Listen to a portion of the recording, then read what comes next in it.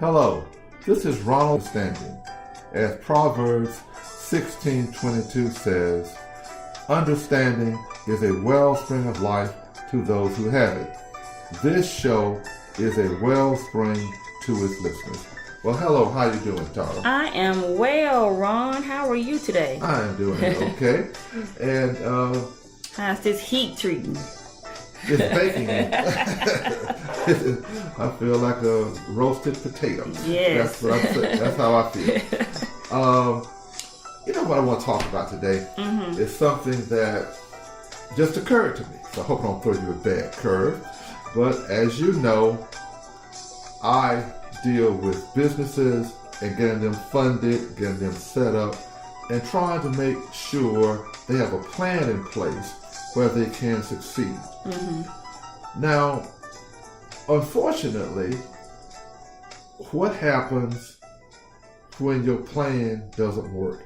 Where you give it your absolute all. You don't hold anything back. You try as hard as you can. You give it your maximum effort, and you fail. You still go bankrupt. Your business just closes, and you are looking around at yourself and see what happened.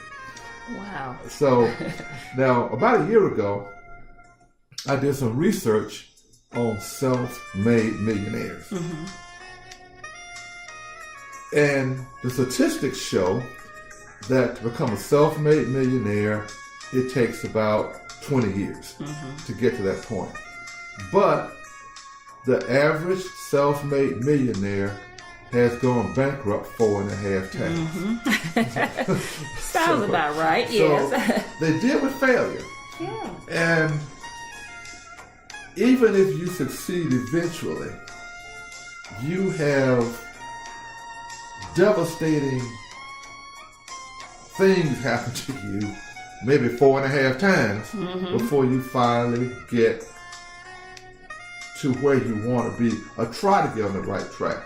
So, I know you are a life coach, and I also know you have psychological training, and you also are now working on your PhD, so you know where you speak. So, how do you deal with it? I mean, professionally and personally, it's the same kind of thing.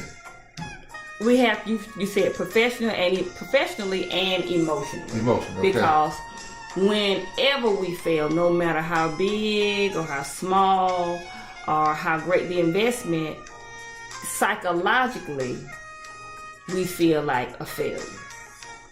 Well, you are a failure. You are a failure. No. If I start a business and I'm working as hard as I can, doing everything I can,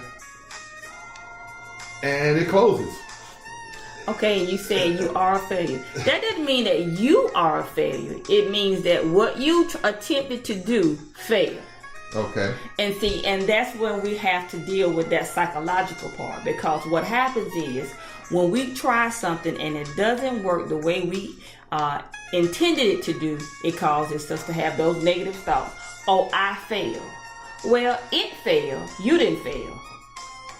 And that's how you have to look at it, because you just said to become a self-made millionaire, they go bankrupt. They make a lot of mistakes along the way.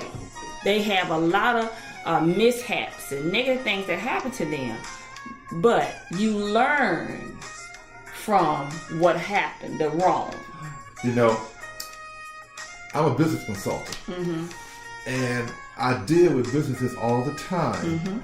And intellectually, I can tell my clients, myself, or anyone, is that when you have a failure or anything goes wrong, you must look at it and analyze it objectively. What you did right, what you did wrong, and why this failed. And that's right. You can say it, but if you just lost all your money because you put it into this idea, that's you're gonna take a hit. Emotionally, it takes a hit. And you're looking at why was I so stupid as to spend this money on this thing? Why didn't I see it didn't work? And all I got out of it was a debt and didn't get any benefit of it. Well, anything that we do in life, no matter what it is, it's a risk. I understand that. When we get in our car, it's a risk. When we get into different relationships, it's a risk. So whatever getting up in the morning is a risk. Mm-hmm. So we have to look at it for what it is. What did I learn about it? You know, if I attempted to do something or someone attempts to do something and it doesn't pan out the way that they expected it to do, then I teach from and I counsel from, you start from the top and go to the bottom. What does that mean? That means we're going to work our way down. We're here at the top. If the top is failure, what happened for me to get here? But that means you have to analyze every aspect of your part and the business part so you can see what you did right or what you did wrong, what could you have changed, so that when you start again, you have gone through and you looked at every scenario. Especially in business, what happens is a lot of times, and I speak to a lot of millennials because they want to be in business, but they want to live like they're already a millionaire. Okay. when they're trying to get there, and they live above their means. Now, you know, that same study, when I did the study about self-made millionaires, because they have gone bankrupt so many times, they are risk takers in starting a business, but they are cautious people as far as money. For example, most self-made millionaires do not live a millionaire lifestyle. No. The average self-made millionaire drives a Ford. They do not live in a huge mansion. Mm-hmm. They have a decent house, but it's nothing where you drive by and say, oh, that person is a millionaire. Right. So because they have lost money so many times, they are cautious on how they spend it and what they put it into. Right. So they don't have a lifestyle that is flashy, so to speak. Mm-hmm. Even with that, because like I said, you know, everything is a risk. So when you've taken a risk and the risk, and I want to emphasize the risk fail, because we don't fail. Oh, the risk failed. The risk failed. The endeavor failed. It didn't. So we have to go back and analyze, because if we, truth be told, I don't care how frugal we are with our finances, we can always cut out some things. We can always shave off some of our lifestyle living so that we can have more. And what I mean by that, and that's what happens a lot of times in business, and then sometimes it just happens because sometimes you are doing everything right. You doing everything that you know to be right, but it failed. Well, we have to put in timing. Mm-hmm. Because I truly believe everything has a time and it has its own season for it. And sometimes we're ahead of time. It's kind of like giving birth. Okay. If you ahead of time, you may have some defects. Mm-hmm. If you're behind time, you still may have some defects. So you have to be on time with whatever it is, that business, that plan, whatever you're doing, so that it can be fruitful. It can be something that's going to grab hold and it's going to multiply. Okay. We're all talking logically here. Mm-hmm. But what happens when you are emotionally devastated because you fail? Now, there's an old story about a basketball coach who lost this national championship game. Mm-hmm. And they asked him how he slept.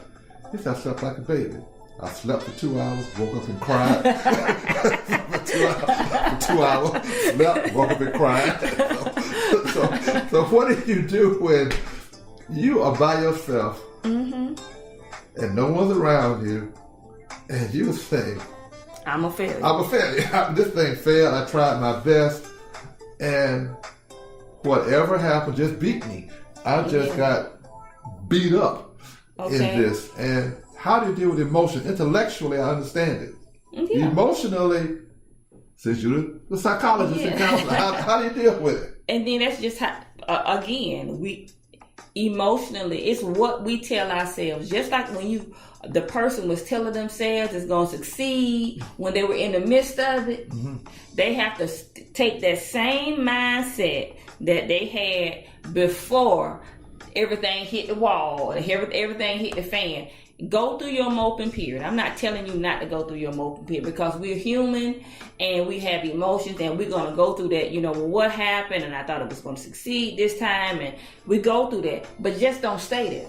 What happens is most people, they fail, or the endeavor fails, and they stay there in their thoughts. They stay in, woe is me, what happened to me, I'm never gonna do it, it failed, I'm a failure. They stay there instead of saying, okay, you know what, this failed.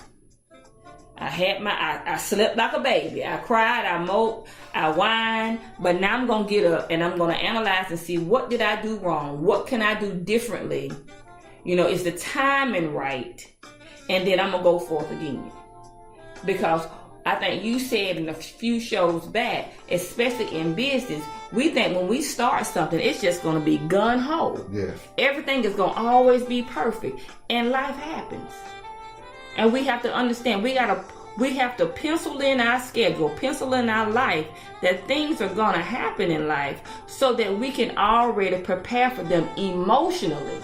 And see, that's what happens with us. We don't always prepare emotionally for those negative times, those slaps in the face. So when they happen, a lot of times we can't snap out of it. Okay. We can't snap because we don't prepare for those things. And I always teach people to prepare for the what ifs. What if I fail? What if I fail? So you can and see yourself, okay, how does it look when you fail? Because when we start imagining things, we start living it psychologically. We go through those emotions. So when it happens, guess what? You've already gone through it. So you're able to not stay in it. You can spring back from it. Ron, we have been talking, and this is a hot subject. So we're going to have to come back next week and kind of continue this, because, it's a lot of people that deal with and are dealing with how to come back from failure. Okay. Because failure is not your failure, it's just a failure. Okay. All right. You have been listening to the Let's Talk Solutions show with Ronald Garnett, your business finance consultant, and Tara T. Stallings, your transformational strategy life coach and counselor. For all your small business needs, please contact me, Ron Garnett, at sbfbrokers.com, or call me at 706-513-4703. For all your life coaching, life management, and counseling needs, contact me, Tara T. Stallings, at taratsstallingsinc.com or 706-294-9924. Remember, Proverbs 16:22, understanding is a wellspring of life to those who have it.